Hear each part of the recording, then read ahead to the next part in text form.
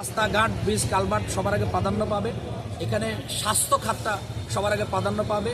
এর পাশাপাশি আমাদের লালমা এবং নাঙ্গলকোটে এখানে ফায়ার সার্ভিস নির্মাণ হয়নি, সেই বিষয়ে আমরা সর্বোচ্চ জোর প্রদান করব। শিক্ষা খাতের উন্নয়নে আমাদের এখানে ঐতিহ্যবাহী অনেকগুলো শিক্ষা প্রতিষ্ঠান রয়েছে, কিন্তু বিগত 16 বছরে এই শিক্ষা প্রতিষ্ঠানের রেজাল্ট খুব খারাপ হচ্ছে। শিক্ষার উন্নয়নে অভিভাবক, শিক্ষক সকলকে নিয়ে আমরা ভূমিকা পালন করব। স্বাস্থ্য, শিক্ষা, রাস্তাঘাট, ব্রিজ, কালভার্ট এবং ধর্মীয় যে প্রতিষ্ঠানগুলো রয়েছে, মসজিদ, মাদ্রাসা, মন্দির, প্যাগোডা, সামগ্রিক উন্নয়নে আমরা ভূমিকা পালন করবো ইনশাআল্লাহ।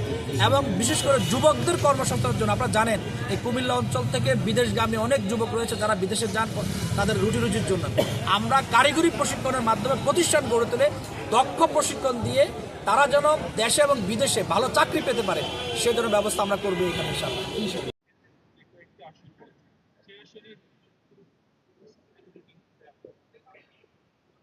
জি, বিসমিল্লাহির রহমানির রহিম। কুমিল্লা দক্ষিণ জেলায় মোট 4টে আসন আছে এখন। একটা কুমিল্লা 8 বরুড়া আসনের মনোনয়নপত্র ইতিমধ্যে সংগ্রহ হয়েছে। সেখানে আশা করি এবার একটা ভোট বিপ্লব হবে ইনশাআল্লাহ। কুমিল্লা 9 লাকসাম মনোহরগঞ্জ আসন, আমরা সেই আসনে বিজয় প্রত্যাশী। ইতিমধ্যে ফর্ম নেওয়া হয়েছে এবং ভোটারদের মধ্যে ব্যাপক ব্যাপক আগ্রহ আছে। আজকে কুমিল্লা 10 নাঙ্গলকোট লালমাই আসনের মনোনয়নপত্র সংগৃহীত হয়েছে। প্রার্থী আমাদের এখানে আছেন।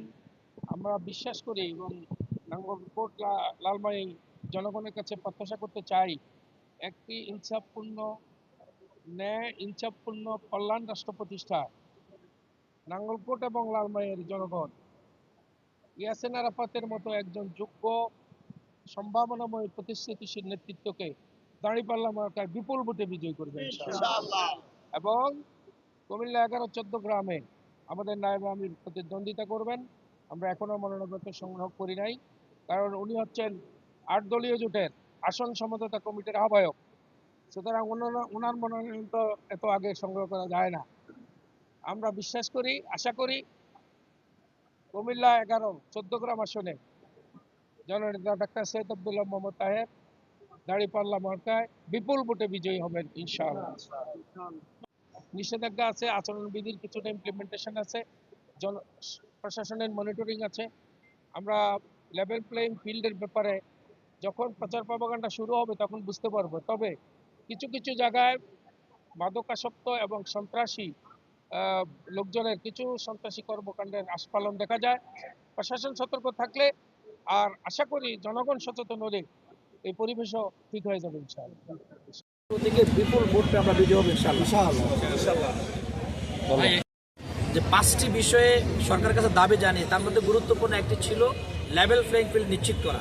কারণ পতিত স্বৈরাচার, পালিয়ে যাওয়া ফেসিবাদ যারা, তারা যে কোনোভাবে মাথাছাড়া দিয়ে উঠতে পারে, তারা এই নির্বাচনকে বুডুল করার জন্য পরিকল্পনা করতে পারে। তার পাশাপাশি থানা থেকে অস্ত্র লুট হওয়া সহ সন্ত্রাসী কার্যক্রম যারা চালাচ্ছে, আমরা গতকালও পত্রিকা দেখেছি নির্বাচনকে প্রস্তাবিত করার জন্য এই কুমিল্লা সীমান্ত দিয়ে ভারত থেকে অস্ত্র আনার চেষ্টা করা হচ্ছে। আমরা আশাবাদী জনগণ এখন যে সচেতনতা জনগণের মাঝে রয়েছে, আমরা আশাবাদী এবারে কোনো ষড়যন্ত্রকারী, সন্ত্রাসী, অস্ত্রবাদ কেউ কেন্দ্র দখল করা, ব্যালট বাক্স চিন্তায় করা কিংবা নির্বাচনকে ক্ষতিগ্রস্ত করার সুযোগ পাবে না। কারণ জনপ্রতিরোধের মুখে তারা এই কার্য করতে পারবে না। কিন্তু আমরা তার পাশাপাশি প্রশাসনের কাছে বিনীতভাবে নিবেদন করব, লেভেল প্লেইং ফিল্ড নিশ্চিত করার জন্য অস্ত্রধারীদের খুঁজে বের করা দরকার। যারা এখন হুমকি দামকি দিচ্ছে, বিভিন্ন ধরনের প্রচারণায় বাধা প্রদান করছে, বিভিন্ন জায়গায় তথ্য আসছে, তাদেরকেও যেন তারা গ্রেপ্তার করে দৃষ্টান্তমূলক শাস্তির ব্যবস্থা করতে পারে। তাহলে একটি সুষ্ঠু নির্বাচন ব্যবস্থা হবে। আমরা বিশ্বাস করি প্রশাসন ইচ্ছা করলে এবং জনগণ যেভাবে সচেতন রয়েছে, লেভেল প্লেইং ফিল্ড নিশ্চিত করার মাধ্যমে এই নির্বাচনটি উৎসবমুখর পরিবেশে একটি সুন্দর নির্বাচন হবে ইনশাআল্লাহ। বিগত সময় পালন করেছিল, তার মধ্যে লেভেল প্লেইং ফিল্ড এটি সবচেয়ে গুরুত্বপূর্ণ ছিল। আমার আসলে আমরা দেখেছি এখনো বিভিন্ন ধরনের হুমকি দামকি দেওয়া হচ্ছে, আমাদের মহিলা নারী কর্মীদেরকে হেনস্থা করার চেষ্টা করা হচ্ছে। আগে যখন পোস্টার বিলবোর্ড ছিল সেগুলো রাতারাতি ছেড়ার চেষ্টা করা হয়েছে। তো সামগ্রিক বিষয়ে আমরা আশা করছি এই বিষয়ে প্রশাসন যদি সর্বোচ্চ তৎপর হয়, 100% এফোর্ট দেয় এবং সরকারের যে নীতি জিরো টলারেন্স লেভেল প্লেইং ফিল্ডের ক্ষেত্রে এটি প্রয়োগ করলে আমরা বিশ্বাস জনগণের মাঝে আস্থা ফিরে আসবে, একটি শান্তিপূর্ণ নির্বাচনের পরিবেশ তৈরি হবে ইনশাআল্লাহ। 6 নির্বাচনী আসনের জন্য আমি ফরম নিলাম। অন্যরা আরো যারা যারা অনেকে নিয়েছে, কেউ নিয়েছে, নেবেন আরো, এখন ফাইনাল না। আর আমাদের কুমিল্লা জেলায় মোট 11টি আসন। এই 11 আসনের এখন সবাই আসন মনোনয়নপত্র নেন নাই, কেউ নিয়েছেন, কেউ আজকে থেকে শুরু হলো। আর শেষ পর্যন্ত দেখা যায় কে কে নিতে পারে, নিবে। এটা এক্ষুনি আমরা চূড়ান্ত কথা বলতে পারবো না, ইনশাআল্লাহ পরে জানাবো। ধন্যবাদ। এই ভালো থাকুক, 12 তারিখ পর্যন্ত যেন সুন্দর পরিবেশ থাকে। সবাই, সবার কাছে দাবি আমাদেরটা, অন্যদেরটা, সবাই মিলে যেন আমরা একটা সুন্দর পরিবেশ রক্ষা করতে পারি। এটা আমাদের সকলেরই দায়িত্ব। সবাই মিলে নির্বাচন যেন সুন্দর হয়, সুষ্ঠু হয়, অবাধ হয়। আমি আমার দলের পক্ষ থেকে, আমাদের পক্ষ থেকে আমরা আপ্রাণ চেষ্টা করবো ইনশাআল্লাহ। আর সবাই মিলে আমরা যেন একটি সুন্দর নির্বাচন উপহার দিতে পারি, এই তৌফিক কামনা করছি। মনোনয়ন ফরম আমরা সংগ্রহ করলাম। আমাদের অভিমত হচ্ছে, দীর্ঘদিনের একটা জনগণের মধ্যে নির্বাচনের জন্য আকাঙ্ক্ষা, সেই আকাঙ্ক্ষার প্রতিফলন ঘটবে আগামী জাতীয় সংসদ ত্রয়োদশ জাতীয় নির্বাচন 12ই ফেব্রুয়ারি। আমরা এই 6 নির্বাচনী আসনের জনগণের যে প্রত্যাশা, জনগণের আশা আকাঙ্ক্ষা, আমাদের সাথে যতটুকু কথাবার্তা যোগাযোগ হয়েছে, তাদের মনের কথা হচ্ছে তারা আগামীতে, হ্যাঁ, অনেককে তারা দেখেছে, এবারের জন্য তারা দাঁড়িপাল্লায় ভোট দিয়ে দাঁড়িপাল্লার প্রার্থী বিজয় করবে ইনশাআল্লাহ। আল্লাহ তাআলার কাছে আমরা, হ্যাঁ, তৌফিক কামনা করছি, জনগণের প্রত্যাশা পূরণে যেন সকল পরিবেশ সুন্দর রেখে একটি অবাধ ও সুষ্ঠু নিরপেক্ষ নির্বাচন অনুষ্ঠিত হয়, এই আশাই করছি। দোয়া করবেন সবাই। জনগণের কাছে কি বার্তা নিবে? হ্যাঁ, জনগণের কাছে আমরা আশা করতেছি, যদি আল্লাহ তাআলা বাংলাদেশ জামাত ইসলামী নির্বাচনের মাধ্যমে যদি এই ক্ষমতা আমাদের অর্পিত হয়, তাহলে আমরা জনগণের কাছে প্রথম আমাদের মেসেজ হচ্ছে যে আমাদের বিশেষ করে কুমিল্লাকে আমরা একটি আধুনিক কুমিল্লায় রূপান্তরিত করবো ইনশাআল্লাহ। এরপরে যে সকল বিষয় নিয়ে মানুষের মধ্যে বড় দীর্ঘদিনের কষ্ট, ক্ষোভ, সেটা হচ্ছে দুর্নীতি, হ্যাঁ, যেগুলো আছে, এই দুর্নীতিকে জামাত ইসলামী যদি আমরা সুযোগ পাই, এই দুর্নীতিকে আমরা লাল কার্ড দেখো ইনশাআল্লাহ। সন্ত্রাস, দুর্নীতি, চাঁদাবাজ, মাদক, এগুলো সবকিছুই, যানজট, জলাবদ্ধতা সহ সকল কিছু নিরসন করে আগামীতে একটি সুন্দর বাংলাদেশ, মানবিক বাংলাদেশ আমরা কায়েম করবো ইনশাআল্লাহ। বিশেষ করে আমরা চাই যে একটা সুষ্ঠু, সুন্দর এবং গণমুখী, সবার অংশগ্রহণমূলক একটি নির্বাচন।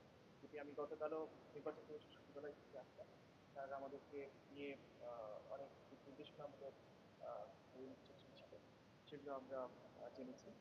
আমার আমার শুধু আপনাদের কাছে আহ্বান থাকবে যে আচরণ বিধিমালার যে বিষয়গুলো বলা হয়েছে, আমি সব প্রার্থীকেই বলছি, সম্মানিত প্রার্থীদেরকে এবং তাদের যারা সহকর্মী রয়েছেন, সমর্থক রয়েছেন, অন্যান্য যারা শহীদ রয়েছেন, সবাইকে বলেছি যে এই আচরণ বিধিমালাটা যদি আমরা প্রতিপালন করি এই সময়, তারা একটা সুন্দর সুস্থ পরিবেশ পাবে।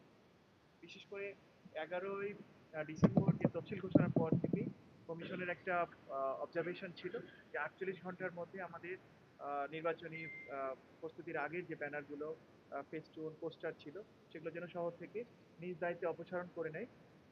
এইটা করার 48 ঘন্টা পার হওয়ার পরপরই আমরা আমাদের ম্যাজিস্ট্রেট দিয়ে এবং সিটি কর্পোরেশনের সহযোগিতায় আমরা অনেক ব্যানার সেগুলো অপসারণ করেছি।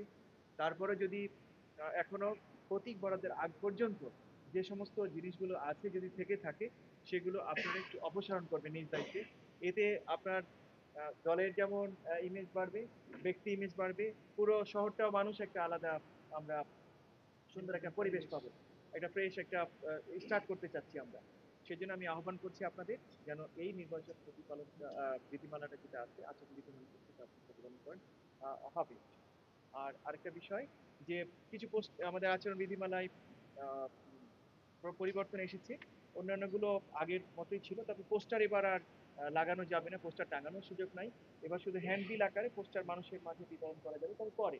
আগে আমাদের প্রতীক পাওয়ার পরে, যে যে 21 দিন যখন সময় পাওয়া যায়, 21 জানুয়ারি পরে। আর তখন ব্যানার আমাদের ব্যানার লাগানো যাবে, ব্যানারগুলো হবে কাপড়ের তৈরি, মানে পিভিসি দিয়ে, হ্যাঁ, চটের তৈরি, কাপড়ের তৈরি, পিভিসি বা কোনো পলিথিন বা অন্য কোনো কিছু ব্যবহার করা যাবে না। তবে ইলেকট্রিক বিলবোর্ড আকারে প্রচার করার সুযোগ আছে বিভিন্ন পয়েন্টে বা জায়গায়, যেখানে আপনারা সুবিধা মনে করবেন সেখানে এটা লাগানোর সুযোগ আছে। সর্বোপরি আমরা যদি অন্যান্য বিষয়গুলো, বিশেষ করে মাইকের ব্যবহার, শো ডাউন কথা বলা আছে, কোনো এখনই কোনো ধরনের কোনো জায়গাতে আমরা সভা সমাবেশ এগুলো যদি এড়িয়ে যাই, যতক্ষণ না নির্বাচন কমিশন অ্যালাউ করে, তো তাহলে আমরা একটা সুন্দর সৌহার্দ্যপূর্ণ পরিবেশ পাবো। আমরা চাই সকল প্রার্থীকে নিয়ে একটা ভালো নির্বাচন করা।